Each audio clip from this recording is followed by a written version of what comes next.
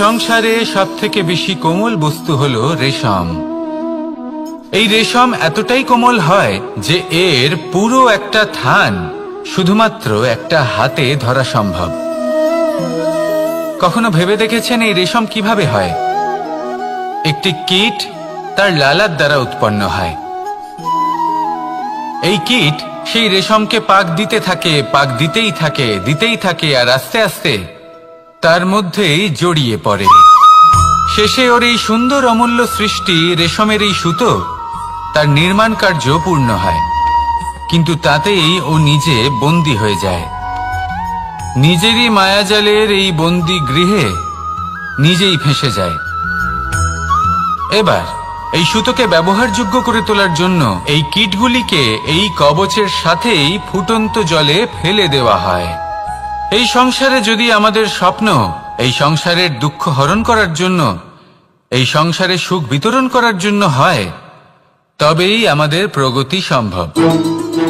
যদি আমাদের এই স্বপ্ন শুধুই আমাদের এবং আমাদের স্বার্থ সিদ্ধির জন্য হয়, তাহলে এই স্বপ্ন আমাদের অন্ধ করে দেবে, আমাদের অন্ধকারের পথে নিয়ে যাবে, আর আমরাও সেই কীটের মতো হয়ে যাব।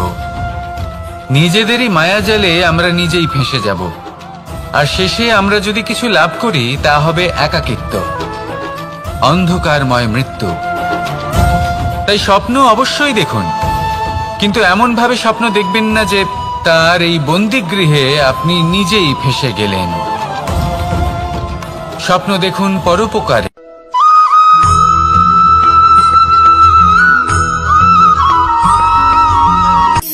শক্তি শক্তি অর্জন করা এতটা কঠিন নয় যতটা শক্তি লাভ করার পরে সেই শক্তি সামলানো কঠিন হয়। কারণ যেই মানুষ শক্তি লাভ করে তার মনে গর্ববোধ জন্মায়, জন্মায় অহংকার, জন্মায় জেদ। তাই শক্তি প্রাপ্ত করার সাথে বিনম্র থাকাও অত্যন্ত আবশ্যক। আর এটা আমাদের শেখা উচিত বৃক্ষের থেকে। বৃক্ষ যা আমাদের ফল দেয়, বৃক্ষ যা যত ফল দেয় ততটাই ঝুঁকে যায়। আমরা পাথর মারি ওই বৃক্ষের থেকে ফল প্রাপ্ত করার জন্য। সেই পাথরের মার সহ্য করেও বৃক্ষ আমাদের ফল দেয়। কোনো গর্ববোধ নেই, কোনো অহংকার বোধ নেই, আর সেই জন্য এই বৃক্ষের পুজো করা হয়। এটাই হলো মাহাত্ম্য শক্তির সাথে বিনম্রতার। যদি এই শক্তি সৃজন করে থাকে, সাহায্য করে থাকে, সম্বল হয়ে থাকে, তবেই সেই শক্তি উপযুক্ত। আর নয়তো সেই শক্তি একদিন আপনাকে আসক্ত অবশ্যই করবে। তাহলে শক্তি অবশ্যই অর্জন করুন, কিন্তু তার সাথে সেই শক্তি সামলানোর মতো বিবেকও আপনাকে অবশ্যই জাগ্রত করতে হবে। তাহলে আসুন আমার সাথে ভালোবেসে বলুন রাধা রাধা।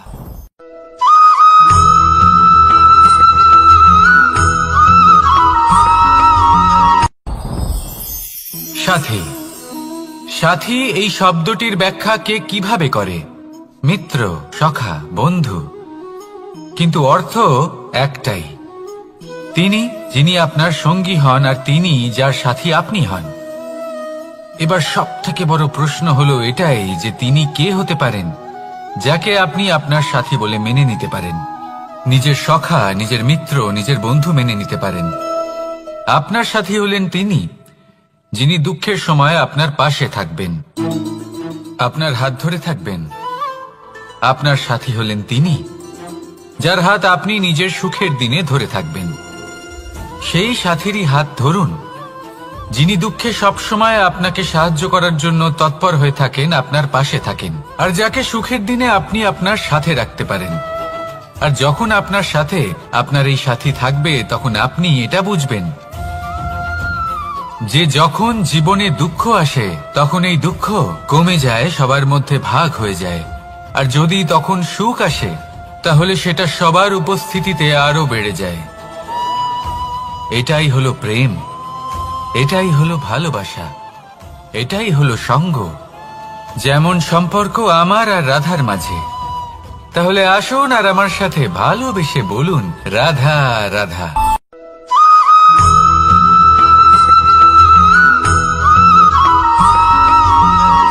জীবন কিসের উপর নির্ভরশীল? ধনের ওপর। বৈভবের অনুভব যদি আপনি করতে চান তাহলে তা পাবেন শুধু একতার দ্বারা, সংগঠনের দ্বারা।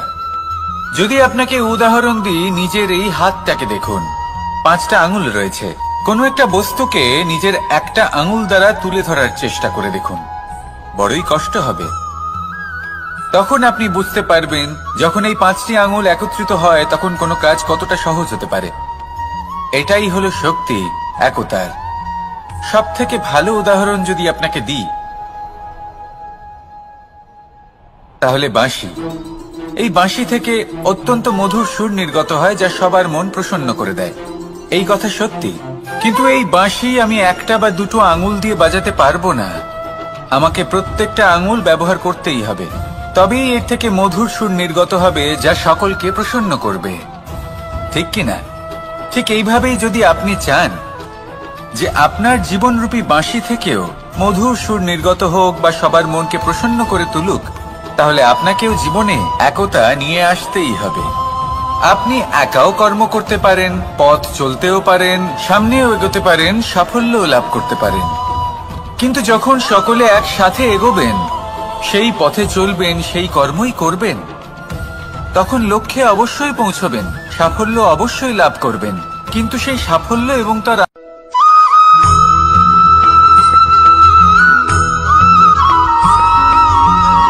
পুরুষার্থ।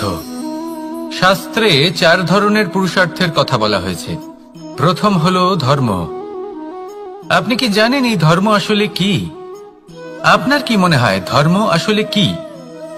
কোনো বিশেষ ঈশ্বরকে মানাই কি ধর্ম বলা হয়? নাকি কোনো বিশেষ রীতি পালন করাই হলো ধর্ম? নাকি কোনো বিশেষ সাহিত্যকে সর্বশ্রেষ্ঠ মনে করাই হলো ধর্ম? না, ধর্ম হলো সেটা যাকে ধারণ করা যেতে পারে। আর ধারণ শুধু সেটাই করা যায় যা পবিত্র। পবিত্র শুধু তাকেই বলা হয় যা নিঃস্বার্থ, যার মধ্যে শাসন করার কোনো ইচ্ছে নেই, যা সরলভাবেই প্রবাহমান, জল এবং বায়ুর মতো। যখন কোনো ব্যক্তি ধর্মকে ধারণ করেন এবং সেই ধর্ম সেই ব্যক্তিকে রক্ষা করে, তখন তাকে ধর্ম বলা হয়। ধর্ম যা রক্ষা করে অহংকার থেকে, খারাপ চিন্তার হাত থেকে। সেই জন্য পুরুষার্থ গড়ে তোলার আগে, ধর্ম পালন করার আগে ধর্মের প্রকৃত অর্থ কি সেটা বুঝে নিন। এটা জেনে রাখুন যে সমস্ত ধর্মের আধার, সমস্ত ধর্মের ভিত শুধুমাত্র ভালোবাসা। আসুন আর এই ভালোবাসার সাথেই বলুন রাধা রাধা।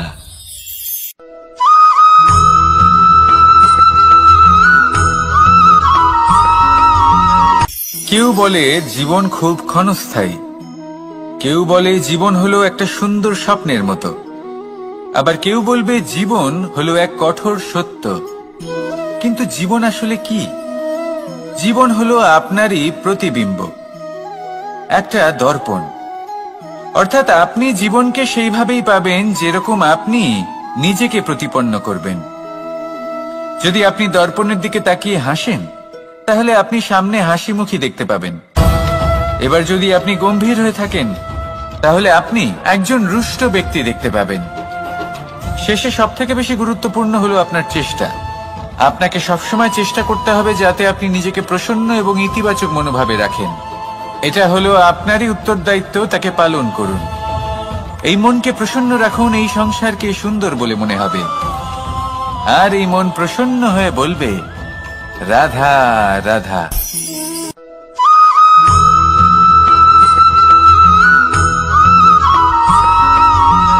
এই সংসারে প্রত্যেক মানুষ এটাই চান যে তিনি যেন ধনবান হন, আর্থিক অবস্থা তার ভালো থাকে, ওনার বাড়িতে লক্ষ্মীর আগমন হয়। কিন্তু সেটা হবে কি করে, সেটাই হলো প্রশ্ন। কেউ বলেন যে যদি পরিশ্রম করো তাহলে ধন অর্জন সম্ভব, কেউ বলেন যে যদি বিদ্যা লাভ হয় তবেই ধন অর্জন সম্ভব, কেউ বলেন যে যদি বলশালী হও তবেই সম্পন্ন থাকবে। ভালো কথা, যদি তাই হয়ে থাকে, তবে দিনমজুর সারা দিন পরিশ্রম করেন, তিনি কেন ধনী হন না? অনেকজন বিদ্বান মানুষ আছেন এই সংসারে, তারা কেন ধনবান হন না? অনেক সংখ্যক বলশালী ব্যক্তি আছেন, তাদের কাছে ধন নেই কেন? তাদের কেন ধনের অভাব হয়? আবার এমনও কিছু মানুষ আছেন যারা পরিশ্রম করেন, তারা দিনমজুর, কিন্তু তারা ধন অর্জন করতে পারেন। কিছু বিদ্বান ব্যক্তি আছেন যাদের কাছে অধিক মাত্রায় ধন রয়েছে। কয়েকজন বলশালী ব্যক্তি রয়েছেন যাদের কাছে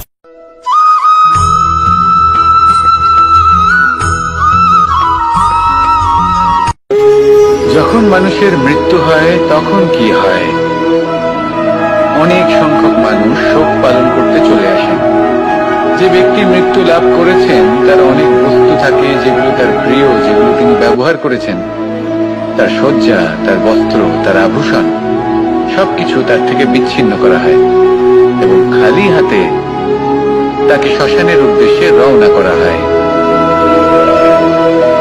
আমি আপনাকে এই প্রশ্ন করতে চাই, আপনি এই সংসারে কি অর্জন করেছেন? ধন, সম্পত্তি, বস্ত্র, আভূষণ, এই সবকিছু যে আপনি অর্জন করেছেন, আপনার মৃত্যুর পরে তা আপনার থেকে দূর হয়ে যাবে। এর উত্তর হলো একটাই, আপনার কর্ম। শুধু সেটাই আছে যা একান্ত আপনার, আর শুধু সেটাই এই সংসার থেকে চলে যাওয়ার পরেও সংসারেই জীবিত থাকবে। যদি আপনি দুষ্কর্ম করেন তাহলে এই সংসার আপনাকে একটি অনুচিত উদাহরণ হিসেবে মনে রাখবে যে এই ব্যক্তি খুব পাপী ছিল, অনুচিত কর্ম করতেন।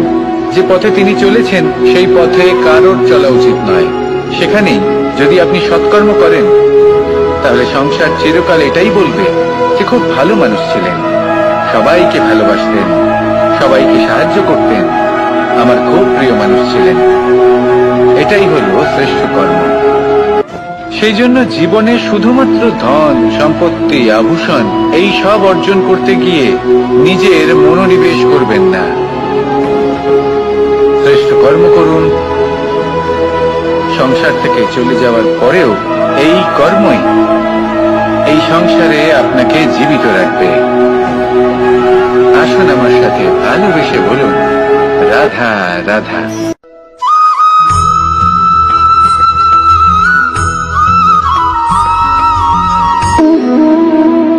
সম্পর্ক হলো আমাদের জীবনের একটি আধার। কিছু সম্পর্ক এমন যে আমরা জন্মসূত্রে লাভ করি, যেমন পরিবার, মা, বাবা। কিছু সম্পর্ক আছে যে আমরা জীবনে অর্জন করে থাকি, তা সে প্রেমের হোক, স্নেহের হোক বা বন্ধুত্বের। এই সকল সম্পর্ক লাভ করার বা গড়ে তোলার 5টি ধাপ রয়েছে। প্রথম ধাপ, কোনো ব্যক্তির সাথে আলাপ হওয়া, তার সাথে কথা বলা বা তাকে দেখা। দ্বিতীয় ধাপ, সে ব্যক্তিকে আমাদের ভালো লাগা। তৃতীয় ধাপ, আমাদের এটা চাইতে শুরু করা যে জীবনে এই ব্যক্তি যেন আমাদের বন্ধু হন, আমাদের জীবনে থাকেন, বা আমাদের কাউকে ভালোবেসে ফেলা। আর এটা আমাদের ভাবা বা চাওয়া যে সেই ব্যক্তি যেন আজীবন আমার সাথে থাকেন, আমার জীবনে আমার সাথী হয়ে। চতুর্থ ধাপ, লাভ করা। এবার এই ধাপটি অনেক মানুষের পক্ষে খুবই সরল হয়, বড়ই সরল ভাবে নিজেদের সঙ্গীকে লাভ করে থাকেন। কিছু মানুষের জন্য এই ধাপ অত্যন্ত কঠিন হয়ে থাকে। অনেক প্রতিকূল পরিস্থিতির উপর জয়লাভ করে তারা সঙ্গীকে লাভ করেন, কিন্তু লাভ অবশ্যই করেন। এরপরে আসে পঞ্চম, অন্তিম এবং সব থেকে গুরুত্বপূর্ণ ধাপ। সেটা হলো সেই সম্পর্ক পালন করা। এটা হলো এমন এক বিষয় যা প্রত্যেক মানুষের শেখা উচিত। যদি ব্যক্তি নিজের জীবনে সম্পর্ক রক্ষা করতে শিখে যান, তবে প্রত্যেক সম্পর্ক তার জীবনকে স্বর্গ করে তুলবে। আসুন আর আমার সাথে ভালোবেসে বলুন, রাধা রাধা।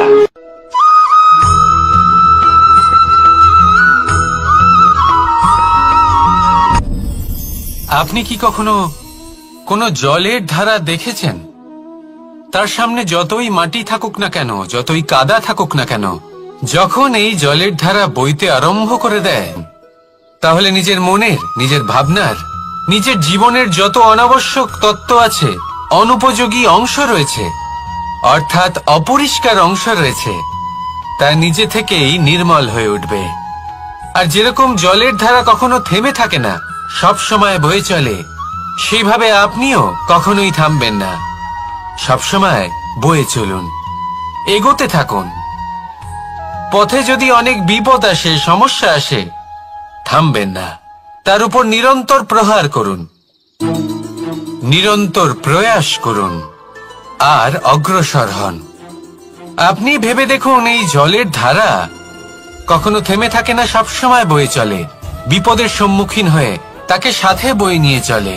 সেই জন্য জলের ধারা, প্রবাহমান এই ধারা, এর থেকে কখনো দুর্গন্ধ আসে না, এতে কখনো ময়লা জমতে পারে না, বরং পালিত হয় সুন্দর প্রাণবন্ত জীবজন্তু, যেমন সুন্দর ছোট মাছ। তাই আপনিও এটাই করুন, কখনো থামবেন না, শুধু চলতে থাকুন, জলের ধারার মতো বইতে থাকুন। আপনি আপনার লক্ষ্য অবশ্যই খুঁজে পাবেন, আর তার সাথে নিজের অন্তরের যে মালিন্য রয়েছে তা আপনি নিজেই নিজের থেকে দূরে করে দেবেন। তাহলে আসুন আর আমার সাথে ভালোবেসে বলুন, রাধা রাধা।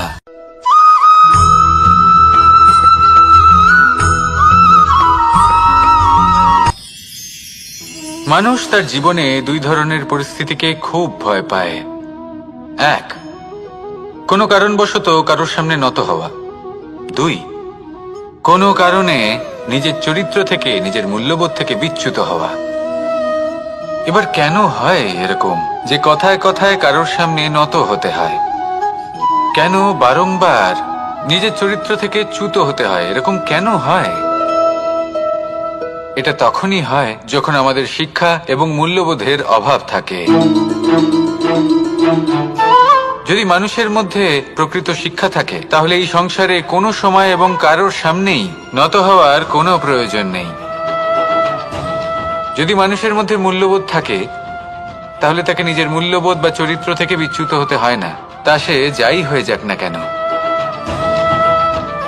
কোনো বালককে যদি জন্ম থেকেই সুশিক্ষার অধিকারী করা হয়, শিক্ষিত করা হয়, মূল্যবোধের অধিকারী করা হয়, তবে সে এই সংসারে এমন কর্ম করবে যাতে সে নিজেকে, নিজের পরিবারকে, সমগ্র সমাজকে গর্বিত করতে পারে।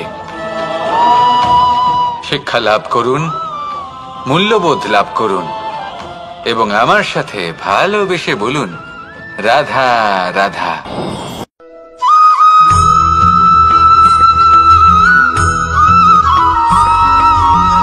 আপনি কখনো কোনো বাজকে নিজের বাসা বানাতে দেখেছেন? এই বাজ যখনই কোনো বাসা বানায়, তখন উঁচু গাছের ডালে বা কোনো পর্বতের শিখরে বাসা বানায়, অনেক উচ্চতায়, আর সেখানে তার সন্তানও জন্মগ্রহণ করে। যখন এই সন্তানেরা জন্মায়, তখন এই বাজ খুবই ভালোবেসে এবং খুব সাবধানে এদের পালন পোষণ করে, নিজের ঠোঁট দিয়ে তাদের ঠোঁটে খাবার পরিবেশন করে। কিন্তু যেই সেই সন্তানেরা হৃষ্টপুষ্ট হয়ে যায় এবং সেই কথা বাজ নিজে বুঝতে পেরে যায়, সেই বাজ নিজেই সেই বাসা ছিন্ন ভিন্ন করে দেয়। সেই সন্তান যাদের সবেমাত্র ডানা গজিয়েছে, কিভাবে উঠতে হয় তারা জানে না, সেই সন্তানগুলিকে উচ্চতা থেকে ঠেলে দেয়। সেই সন্তান প্রথমে ভয়ভীত হয়ে যায়, তারা সামনে মৃত্যুকে দেখতে পেয়ে ভয়ের কারণে তাদের ডানা ঝাপটাতে থাকে, আর সেই প্রক্রিয়াতেই সেই সন্তানগুলি উড়তে শুরু করে দেয়। এবার এই ঘটনায় আমরা কি শিক্ষা পেতে পারি? এটাই, যদি আপনি মাতা পিতা হন, তাহলে নিজের সন্তানকে অবশ্যই স্নেহ করুন, কিন্তু তাদেরকে নিজের আঁচলের তলায় বেঁধে রাখবেন না। যদি আপনি চান আপনার সন্তান জীবনে উন্নতি করুক, তাহলে নিজের মুঠো থেকে তাদের স্বতন্ত্র করে দিন, এই সংসারে সংঘর্ষ করতে দিন। সেই সন্তান নিজেই বুঝতে পারবে যে জন্মের সময় পাওয়া ডানা কি করে ব্যবহার করতে হয়, আর আপনার চোখের সামনে আপনার সন্তান এই আকাশে উড়তে থাকবে। তাহলে আসুন আমার সাথে ভালোবেসে বলুন, রাধা রাধা।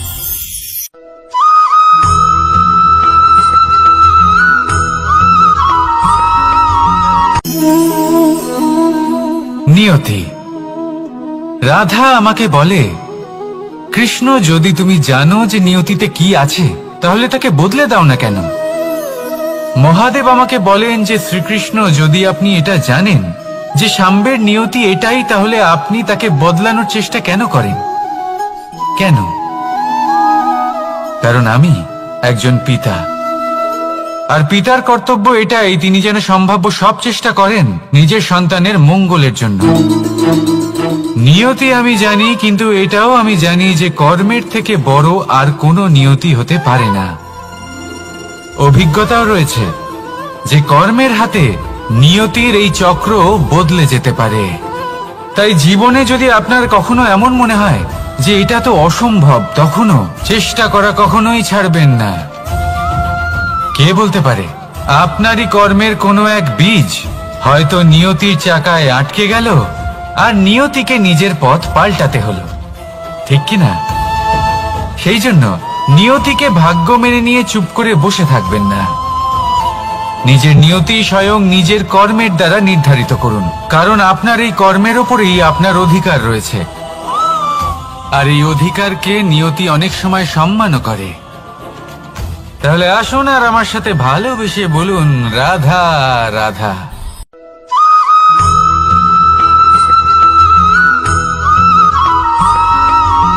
কখনো কখনো আমরা ভাবি যে কোনো ব্যক্তি যিনি ধর্মের পথে চলেছেন, যদি তার দ্বারা কোনো ভুল হয়ে থাকে তাহলে নিয়তি তাকে সেই মুহূর্তেই কঠোর শাস্তি দেন।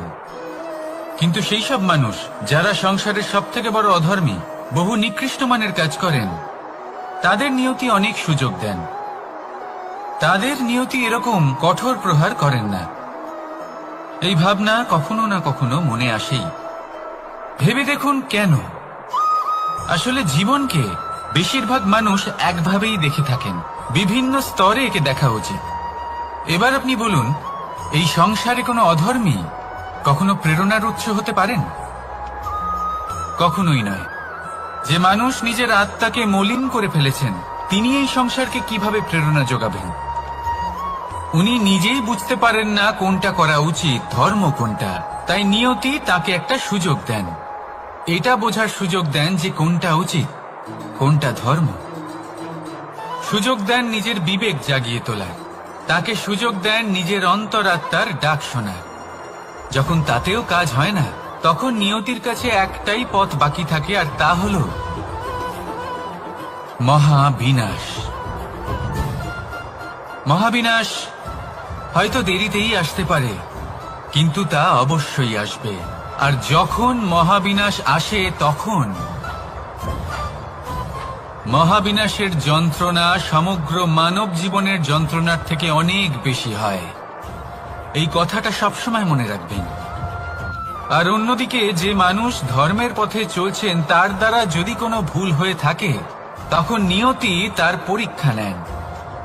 কিছুক্ষণের জন্য মানুষের মনে হতে পারে নিয়তি তাকে কঠোর শাস্তি দিয়েছেন।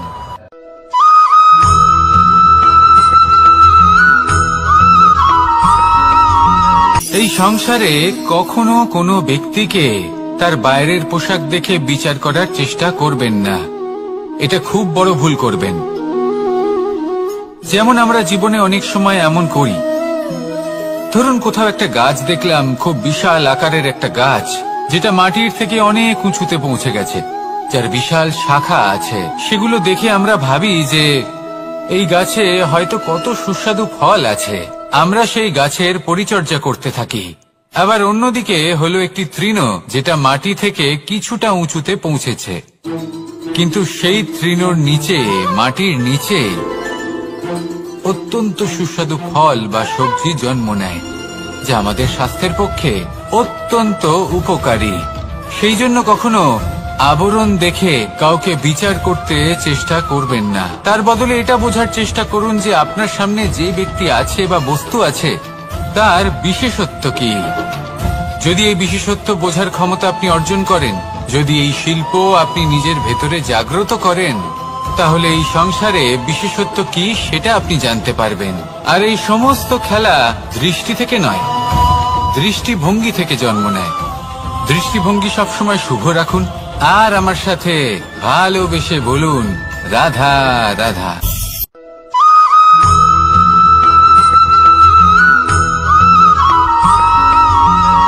পুরুষার্থ। শাস্ত্রে 4 ধরনের পুরুষার্থের কথা বলা হয়েছে। প্রথম হলো ধর্ম, আপনি কি জানেন এই ধর্ম আসলে কি? আপনার কি মনে হয় ধর্ম আসলে কি? কোনো বিশেষ ঈশ্বরকে মানাই কি ধর্ম বলা হয়? নাকি কোনো বিশেষ রীতি পালন করাই হলো ধর্ম? নাকি কোনো বিশেষ সাহিত্যকে সর্বশ্রেষ্ঠ মনে করাই হলো ধর্ম? না, ধর্ম হলো সেটা যাকে ধারণ করা যেতে পারে, আর ধারণ শুধু সেটাই করা যায় যা পবিত্র।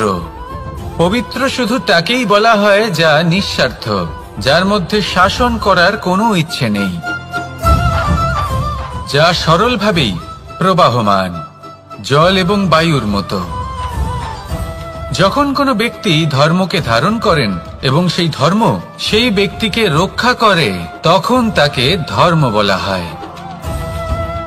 ধর্ম যা রক্ষা করে অহংকার থেকে, খারাপ চিন্তার হাত থেকে। সেই জন্য পুরুষার্থ গড়ে তোলার আগে, ধর্ম পালন করার আগে ধর্মের প্রকৃত অর্থ কি সেটা বুঝে নিন। এটা জেনে রাখুন যে সমস্ত ধর্মের আধার, সমস্ত ধর্মের ভিত শুধুমাত্র ভালোবাসা। আসুন আর এই ভালোবাসার সাথেই বলুন রাধা রাধা।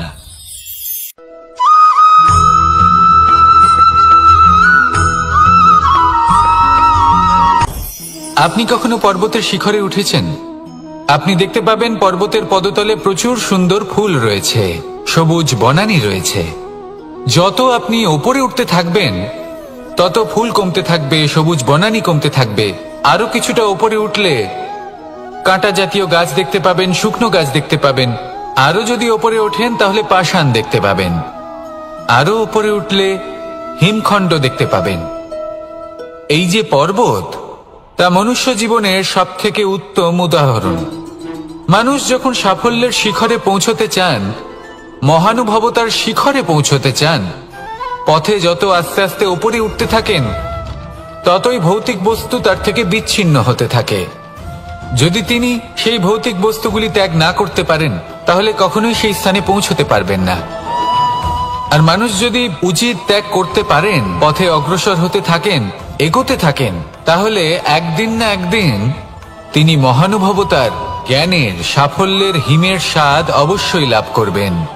মনে রাখবেন, মানব জীবনে ত্যাগ হলো অত্যন্ত গুরুত্বপূর্ণ অংশ।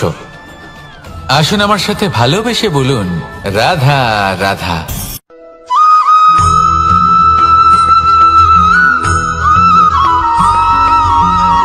কেউ বলে জীবন খুব ক্ষণস্থায়ী, কেউ বলে জীবন হলো একটা সুন্দর স্বপ্নের মতো, আবার কেউ বলবে জীবন হলো এক কঠোর সত্য। কিন্তু জীবন আসলে কি? জীবন হলো আপনারই প্রতিবিম্ব, একটা দর্পণ।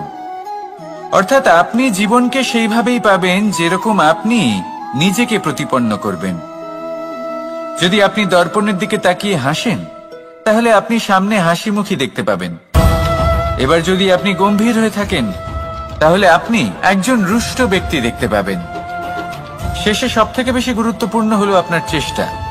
আপনাকে সবসময় চেষ্টা করতে হবে যাতে আপনি নিজেকে প্রসন্ন এবং ইতিবাচক মনোভাবে রাখেন। এটা হলো আপনারই উত্তরদায়িত্ব, তাকে পালন করুন। এই মনকে প্রসন্ন রাখুন, এই সংসারকে সুন্দর বলে মনে হবে। আর এই মন প্রসন্ন হয়ে বলবে রাধা রাধা।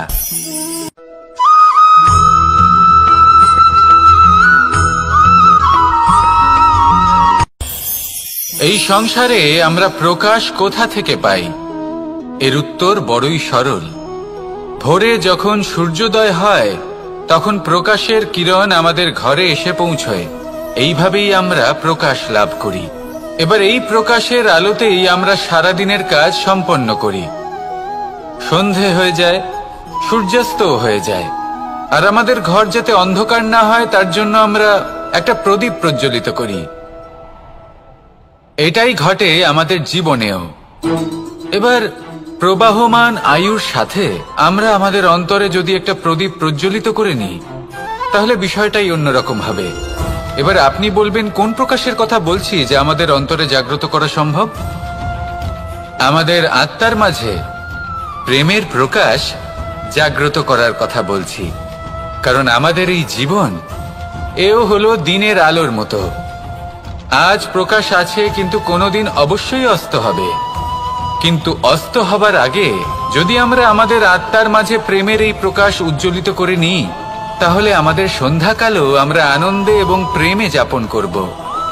তাহলে আসুন আর আমার সাথে ভালোবেসে বলুন, রাধা রাধা।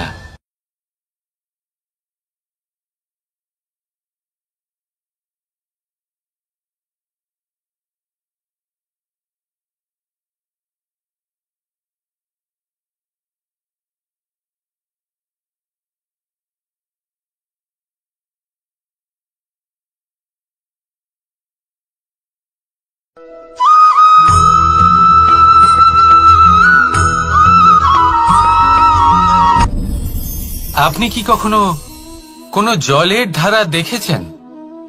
তার সামনে যতই মাটি থাকুক না কেন, যতই কাদা থাকুক না কেন, যখন এই জলের ধারা বইতে আরম্ভ করে দেয়, তাহলে নিজের মনের, নিজের ভাবনার, নিজের জীবনের যত অনাবশ্যক তত্ত্ব আছে, অনুপযোগী অংশ রয়েছে, অর্থাৎ অপরিষ্কার অংশ রয়েছে, তা নিজে থেকেই নির্মল হয়ে উঠবে।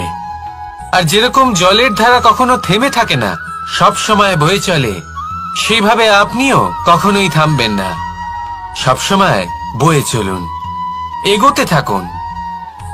পথে যদি অনেক বিপদ আসে, সমস্যা আসে, থামবেন না, তার উপর নিরন্তর প্রহার করুন, নিরন্তর প্রয়াস করুন আর অগ্রসর হন।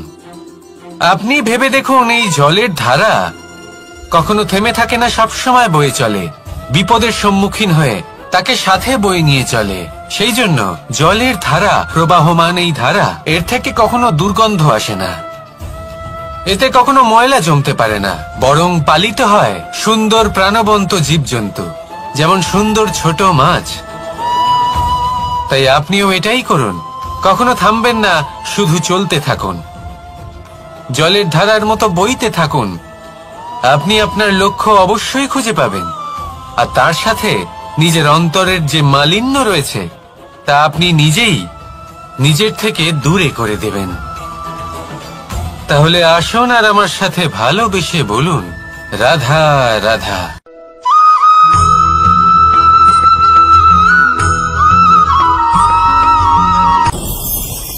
ভয়ের সাথে আমরা সবাই পরিচিত, কষ্টও আমরা সবাই পেয়েছি। কখনো কখনো আমরা অসুস্থ হয়ে পড়ি, আর এমন সময় হলে মাতার মমতা, কখনো বাবার স্নেহ, কখনো বন্ধুদের পাশে থাকার অনুভূতি আমাদের রোগ নিরাময়ে সাহায্য করে। কখনো যদি আমরা নিরাশ হয়ে পড়ি, তখন যদি আমাদের কোনো আপনজন আমাদের দুটো ভালো কথা বলে, তখন আমাদের মনোবল বেড়ে যায়। ঠিক তেমন সংসারের এই রঙ্গমঞ্চে যদি আপনি পীড়িত অনুভব করেন, কিছু শুভ কথা আলোচনা করুন, কিছু স্তুতি গান করুন, কিছু মুহূর্তের জন্য হলেও নিজের ইষ্টদেবের কথা স্মরণ করুন আর প্রার্থনা করুন। সাহস বাড়বে, শক্তিও বৃদ্ধি পাবে এবং সামনে এগিয়ে চলার পথও দেখতে পাবেন। তখন এই মন প্রসন্ন হয়ে বলবে, রাধা রাধা।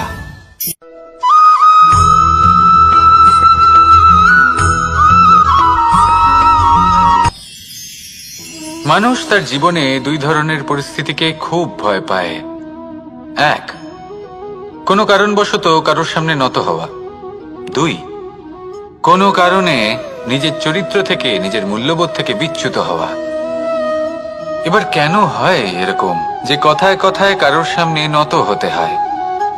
কেন বারংবার নিজের চরিত্র থেকে চ্যুত হতে হয়? এরকম কেন হয়?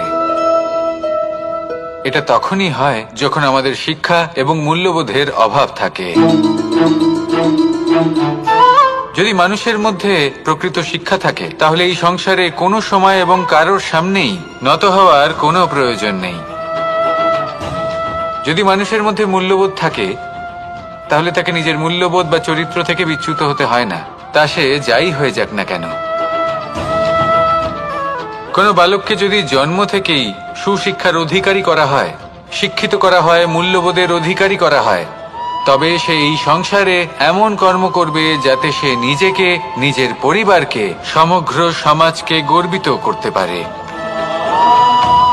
শিক্ষা লাভ করুন, মূল্যবোধ লাভ করুন এবং আমার সাথে ভালোবেসে বলুন, রাধা রাধা।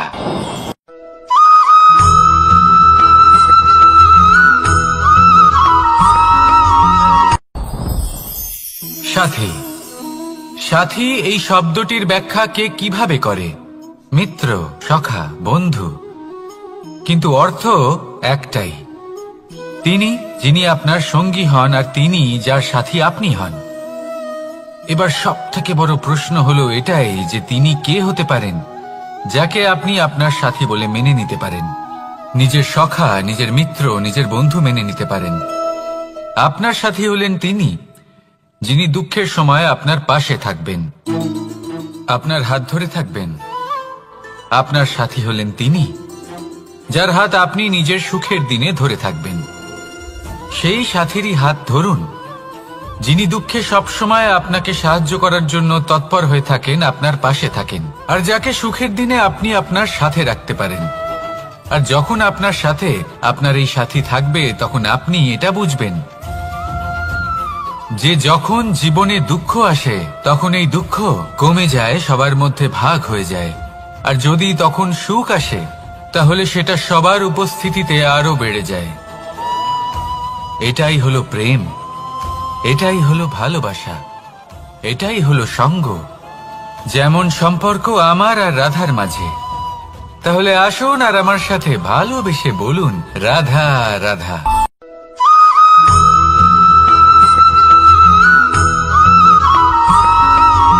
কখনো কখনো আমরা ভাবি যে কোনো ব্যক্তি যিনি ধর্মের পথে চলেছেন, যদি তার দ্বারা কোনো ভুল হয়ে থাকে তাহলে নিয়তি তাকে সেই মুহূর্তেই কঠোর শাস্তি দেন। কিন্তু সেই সব মানুষ যারা সংসারের সব থেকে বড় অধর্মী, বহু নিকৃষ্ট মানের কাজ করেন, তাদের নিয়তি অনেক সুযোগ দেন। তাদের নিয়তি এরকম কঠোর প্রহার করেন না। এই ভাবনা কখনো না কখনো মনে আসেই। ভেবে দেখুন কেন? আসলে জীবনকে বেশিরভাগ মানুষ একভাবেই দেখে থাকেন, বিভিন্ন স্তরে একে দেখা উচিত। এবার আপনি বলুন, এই সংসারে কোনো অধর্মী কখনো প্রেরণার উৎস হতে পারেন? কখনোই নয়। যে মানুষ নিজের আত্মাকে মলিন করে ফেলেছেন তিনি এই সংসারকে কিভাবে প্রেরণা যোগাবেন? উনি নিজেই বুঝতে পারেন না কোনটা করা উচিত, ধর্ম কোনটা। তাই নিয়তি তাকে একটা সুযোগ দেন, এটা বোঝার সুযোগ দেন যে কোনটা উচিত, কোনটা ধর্ম। সুযোগ দেন নিজের বিবেক জাগিয়ে তোলার, তাকে সুযোগ দেন নিজের অন্তরাত্মার ডাক শোনার। যখন তাতেও কাজ হয় না তখন নিয়তির কাছে একটাই পথ বাকি থাকে, আর তা হল মহাবিনাশ। মহাবিনাশ হয়তো দেরিতেই আসতে পারে, কিন্তু তা অবশ্যই আসবে। আর যখন মহাবিনাশ আসে তখন মহাবিনাশের যন্ত্রণা সমগ্র মানব জীবনের যন্ত্রণার থেকে অনেক বেশি হয়। এই কথাটা সবসময় মনে রাখবেন। আর অন্যদিকে যে মানুষ ধর্মের পথে চলছেন তার দ্বারা যদি কোনো ভুল হয়ে থাকে তখন নিয়তি তার পরীক্ষা নেন। কিছুক্ষণের জন্য মানুষের মনে হতে পারে নিয়তি তাকে কঠোর শাস্তি দিয়েছেন,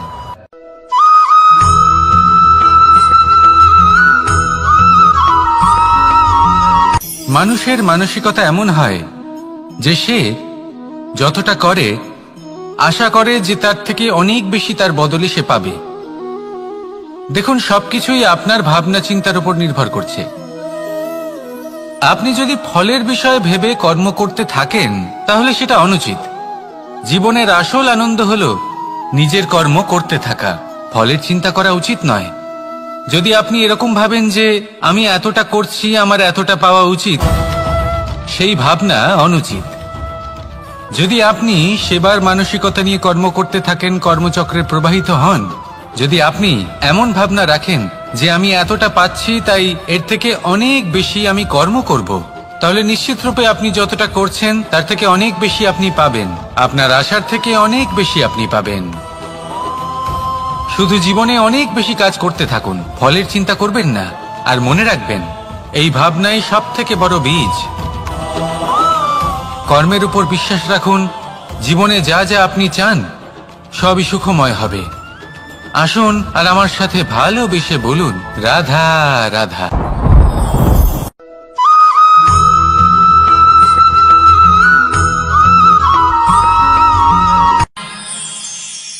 আমরা সবাই সূর্যকে সম্মান কেন করি? কারণ আমরা জানি যে সন্ধেবেলা যখন সূর্যাস্ত হবে তখন শুধুমাত্র অন্ধকার বাকি থাকবে। ঠিক কিছুটা এরকমই হয় আমাদের মাতা পিতাও, যিনি আমাদের জন্ম দেন, আমাদের ভরণ পোষণ করেন, আমাদের বড় করেন, আমাদের প্রেম প্রদান করেন। কখনো কখনো তাদের মুখ থেকে কটু কথা নিঃসৃত হয়, আমাদের দুঃখ হয়, কিন্তু তখন আমাদের এটা বোঝা উচিত এগুলি নিঃসৃত হচ্ছে আমাদেরই মঙ্গলের জন্য। যেমন সূর্যদেব, উনিও উত্তাপ দিয়ে থাকেন আমাদেরই মঙ্গলের জন্য, যাতে ফসল পাকতে পারে, যাতে জল বাষ্প হয়ে মেঘ হতে পারে, বৃষ্টি হতে পারে, আর এই সংসারে নিরন্তর জলের প্রবাহ থাকে। আমাদের মাতা পিতা, তাদের কঠোর আচরণ, তাদের কঠোর অনুশাসনের পেছনে লুকিয়ে থাকে ওনাদের ভালোবাসা। আমাদের তা বুঝতে হবে, সসম্মানে ওনাদের গ্রহণ করতে হবে। কারণ ঠিক সূর্যাস্তের পরে যেমন চতুর্দিক অন্ধকারচ্ছন্ন হয়ে যায়, তেমনি আমাদের জীবন থেকে যখন আমাদের মাতা পিতা চলে যায় তখন আমাদের জীবনেও শুধু এবং শুধুমাত্র অন্ধকারই ছেয়ে থাকে। সেই জন্য নিজের মাতা পিতাকে সম্মান করুন, ওনাদের ভালোবাসা প্রদান করুন। এই মন আর এই জীবন প্রসন্ন হয়ে বলবে, রাধা রাধা।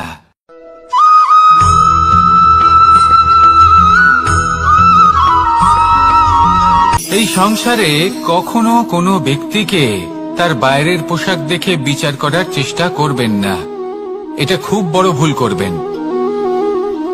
যেমন আমরা জীবনে অনেক সময় এমন করি, ধরুন কোথাও একটা গাছ দেখলাম, খুব বিশাল আকারের একটা গাছ, যেটা মাটির থেকে অনেক উঁচুতে পৌঁছে গেছে, যার বিশাল শাখা আছে। সেগুলো দেখে আমরা ভাবি যে এই গাছে হয়তো কত সুস্বাদু ফল আছে, আমরা সেই গাছের পরিচর্যা করতে থাকি।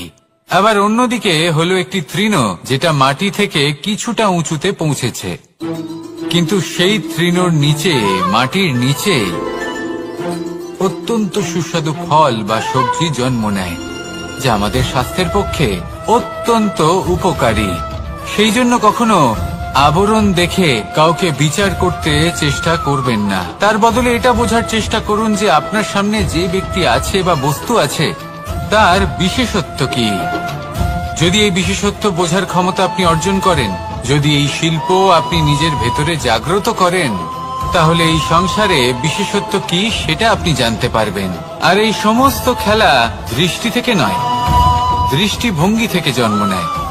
দৃষ্টিভঙ্গি সবসময় শুভ রাখুন আর আমার সাথে ভালোবেসে বলুন, রাধা রাধা।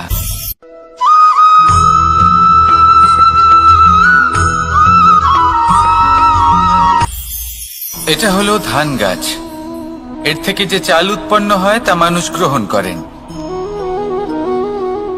আর এটা কি?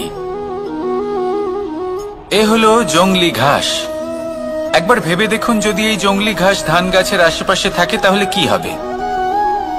ধান উৎপন্ন হতে পারবে? তা উৎকৃষ্ট হতে পারবে? আমরা কি তা গ্রহণ করতে পারবো? কখনোই নয়।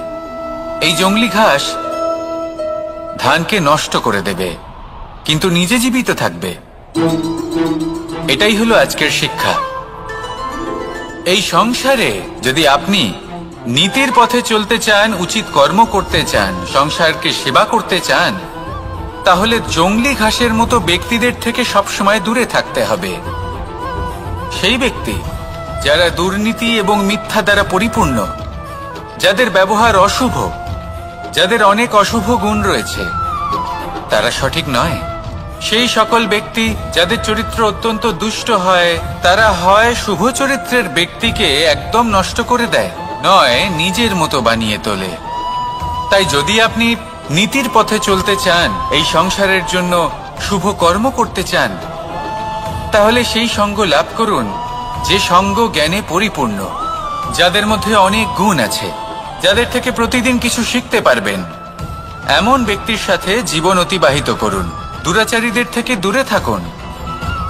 তবেই এই মন প্রসন্ন হয়ে বলবে, রাধা রাধা।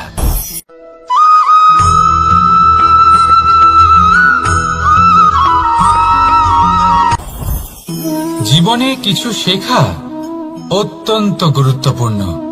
এবার কি কি শিখতে হবে সেই সব শেখানোর জন্য অনেক শিক্ষক রয়েছেন, কিন্তু কি শিখবেন না আর কি করবেন না এটা আমাদের নিজের অভিজ্ঞতা দিয়ে শিখতে হয়।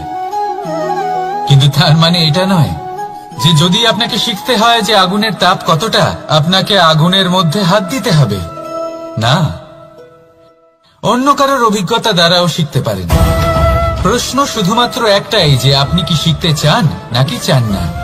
যদি আপনি এটাই ভাবেন যে আমি শুধুই নিজের অভিজ্ঞতা দ্বারাই শিখতে চাই, তাহলে জীবনকাল ছোট মনে হবে, অনেক কিছুই শিখতে পারবেন না। তাই নিজের সাথে সাথে বড়দের অভিজ্ঞতা দ্বারাও শেখা শুরু করে দিন। এই সংসারের অভিজ্ঞতা দ্বারা শিখতে শুরু করে দিন। আর এটা নিশ্চিত রূপে শেখা আবশ্যক যে কখন কি করবেন না, কোথায় থামতে হবে আর কোথায় থামবেন না।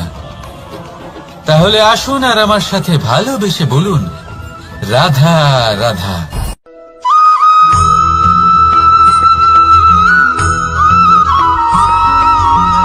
এই সংসারে সবথেকে বেশি কোমল বস্তু হলো রেশম। এই রেশম এতটাই কোমল হয় যে এর পুরো একটা থান শুধুমাত্র একটা হাতে ধরা সম্ভব। কখনো ভেবে দেখেছেন এই রেশম কিভাবে হয়? একটি কীট তার লালার দ্বারা উৎপন্ন হয়। এই কীট সেই রেশমকে পাক দিতে থাকে, পাক দিতেই থাকে আর আস্তে আস্তে তার মধ্যেই জড়িয়ে পড়ে। শেষে ওর এই সুন্দর অমূল্য সৃষ্টি রেশমের এই সুতো তার নির্মাণ কার্য পূর্ণ হয়, কিন্তু তাতেই ও নিজে বন্দী হয়ে যায়। নিজেরই মায়াজালের এই বন্দী গৃহে নিজেই ফেঁসে যায়। এবার এই সুতোকে ব্যবহারযোগ্য করে তোলার জন্য এই কীটগুলিকে এই কবচের সাথেই ফুটন্ত জলে ফেলে দেওয়া হয়। এই সংসারে যদি আমাদের স্বপ্ন এই সংসারের দুঃখ হরণ করার জন্য, এই সংসারে সুখ বিতরণ করার জন্য হয়, তবেই আমাদের প্রগতি সম্ভব। যদি আমাদের এই স্বপ্ন শুধুই আমাদের এবং আমাদের স্বার্থ সিদ্ধির জন্য হয়, তাহলে এই স্বপ্ন আমাদের অন্ধ করে দেবে, আমাদের অন্ধকারের পথে নিয়ে যাবে, আর আমরাও সেই কীটের মতো হয়ে যাব। নিজেদেরই মায়াজালে আমরা নিজেই ফেঁসে যাব, আর শেষে আমরা যদি কিছু লাভ করি তা হবে একাকিত্ব, অন্ধকারময় মৃত্যু। তাই স্বপ্ন অবশ্যই দেখুন, কিন্তু এমন ভাবে স্বপ্ন দেখবেন না যে তার এই বন্দিগৃহে আপনি নিজেই ফেঁসে গেলেন। স্বপ্ন দেখুন পরোপকারে।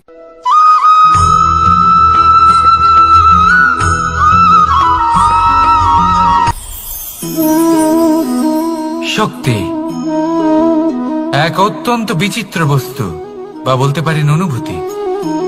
পিতা সবসময় চান যেন তিনি তার শক্তি পুত্রকে। আসুন আপনাকে সহজে বোঝাই। যদি আপনি সুপাত্র হন আর আপনাকে শক্তি দেওয়া হয়, তাহলে আপনি সেই শক্তির গুরুত্ব বুঝবেন, কোথায় সেই শক্তি প্রয়োগ করা উচিত সেটা বুঝবেন। আর এটা যেহেতু অর্জন করা শক্তি হবে, সেই শক্তির অপব্যবহার হবে না। কিন্তু যদি এই আপনি কুপাত্র হন আর যদি আপনাকে এই শক্তি দেওয়া হয়, তাহলে কি হবে? দেখতে গেলে এই শক্তি আপনি দান হিসেবে পেয়েছেন, তাই না আপনি এই শক্তির গুরুত্ব বুঝবেন আর না এর প্রয়োগ আপনি জানবেন। তার অপব্যবহার হওয়া সুনিশ্চিত। তাই যদি আপনি কোনো শক্তি অর্জন করতে চান, তাহলে আগে তার যোগ্য হয়ে উঠুন, পুত্র নয় পাত্র হয়ে উঠুন। আর আমার সাথে ভালোবেসে বলুন রাধা রাধা।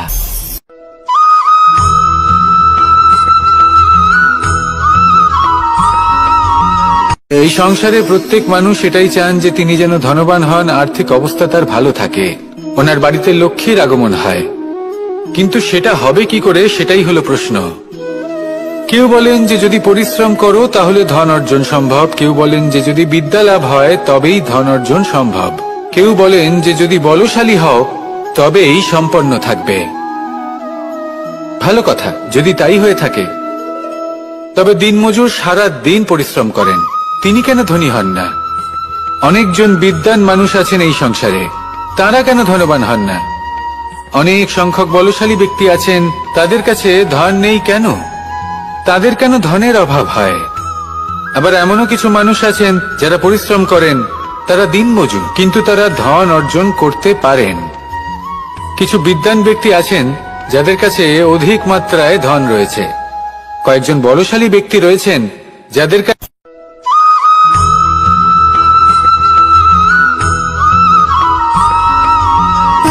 সুখ, দুঃখ এবং শক্তি, এই তিন হলো এই সংসারের ত্রিদেবের মতো।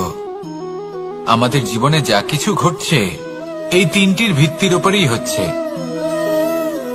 আসলে এই সংসারের একটা নিয়ম আছে, যখনই আপনি কিছু লাভ করেন এই সংসার আপনার পরীক্ষা নেয়। এটা জানার জন্য আপনার পরীক্ষা নেয় যে আপনি যা কিছুই লাভ করেছেন আপনি কি আদৌ সেটার যোগ্য কিনা। ঠিক সেইভাবেই এই সুখ, দুঃখ এবং শক্তি আপনার পরীক্ষা নিয়ে থাকে। যখন সুখ আসে তখন সে আপনার পরীক্ষা নেয় যে আপনার মধ্যে অহংবোধ জাগ্রত হয়নি তো। যদি অহংবোধ চলে আসে তাহলে সুখ সেখানেই সঙ্গ ত্যাগ করে। দুঃখ আপনার ধৈর্যের পরীক্ষা নিতে থাকে, আর যদি আপনার মধ্যে ধৈর্য না থাকে তাহলে এটা আপনাকে আরো বেশি দুঃখের গভীর অন্ধকারে ঠেলে দেবে। সেখানে শক্তি পরীক্ষা নেয় আপনার বিনম্রতার। যদি আপনি বিনম্র না হন তাহলে হয় এই শক্তি আপনার সঙ্গ ত্যাগ করবে, নয় এই শক্তি বিনম্রতার অভাবে আপনার পতনের কারণ হতে পারে। এই সংসারে যে কোনো ব্যক্তি যিনি এই পরীক্ষায় উত্তীর্ণ হয়ে থাকেন এই জীবনে তিনি সাফল্য লাভ করেন। আসুন আমার সাথে ভালোবেসে বলুন, রাধা রাধা।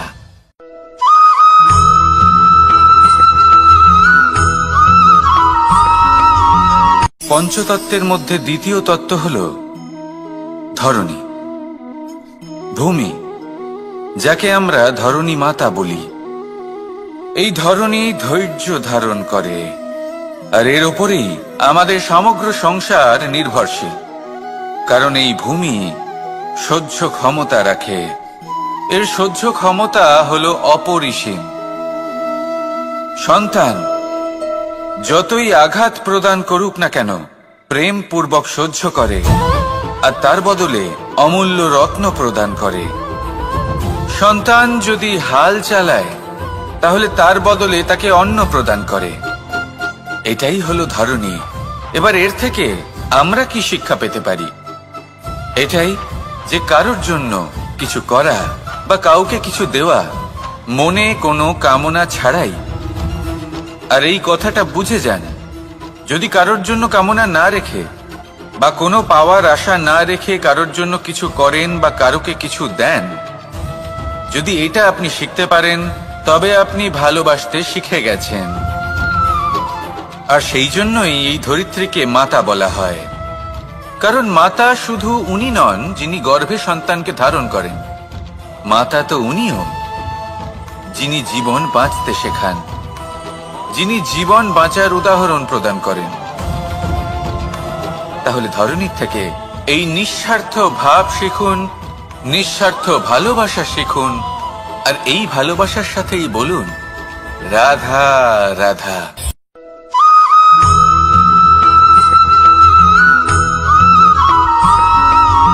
মানুষ জন্মগ্রহণ করে, তার সাথে ভয়েরও জন্ম হয়। ছোটবেলা থেকেই আমাদের মনে কোনো না কোনো প্রকারের ভয় থেকেই যায়। কেউ এই বিষয়ে ভয় পায় যে তার কোনো বস্তু তার থেকে দূরে চলে যাবে, কেউ এই বিষয়ে ভয় পায় যে আমি নিজেকে হারিয়ে ফেলব, কেউ এই ভেবে ভয় পায় যে আমার প্রিয়জনেরা তারা যেন আমার থেকে দূরে না চলে যায়, কেউ এই ভেবে ভয় পায় যে আমরা যেন পথ না হারিয়ে ফেলি, আদি ইত্যাদি। কিন্তু সত্যি কথা বলতে ভেবে দেখুন এই ভয় বাস্তবে কি? শুধুই একটা মনস্থিতি, আর কিছুই নয়।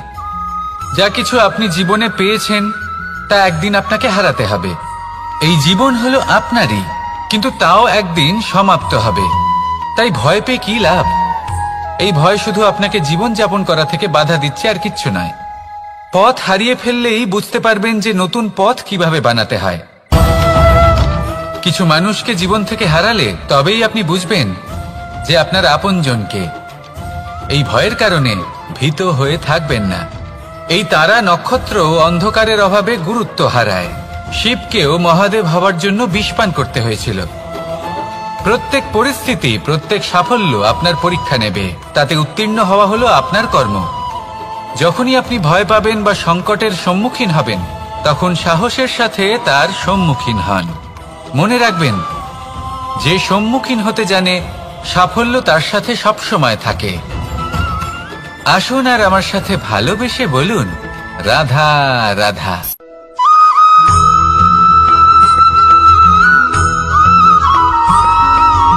জীবনে অগ্রসর হওয়ার জন্য আমাদের কাকে প্রয়োজন হয়? মাতা পিতা, বন্ধু, প্রেম, সাহায্য, অর্থ, পরিশ্রম, আশা।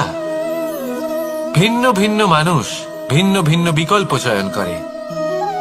যদি আমি আপনাকে বলি, তাহলে জয় আর পরাজয়ের মন্ত্র দুটো শব্দের উপর নির্ভর করে, মেনে নেওয়া আর দৃঢ় হওয়া। যদি মেনে নেন তাহলে হেরে যাবেন, যদি দৃঢ় হন তাহলে নিশ্চিত রূপে জয়ী হবেন। যদি কখনো আপনি ক্লান্ত হয়ে ওঠেন, আপনি দুঃখী হন, পুরোপুরি ভেঙে পড়েছেন, তখন মেনে নেবেন না যে আপনি ভেঙে পড়েছেন, নয়তো হেরে যাবেন। তখন উল্টে স্থির করবেন যে যাই হয়ে যাক না কেন, আমি জয়ী হবই। আর আপনি দেখবেন যে জয় নিশ্চিত রূপে আপনার কাছেই আসবে। তাহলে এই কথা মনে রাখবেন আর আমার সাথে ভালোবেসে বলবেন, রাধা রাধা।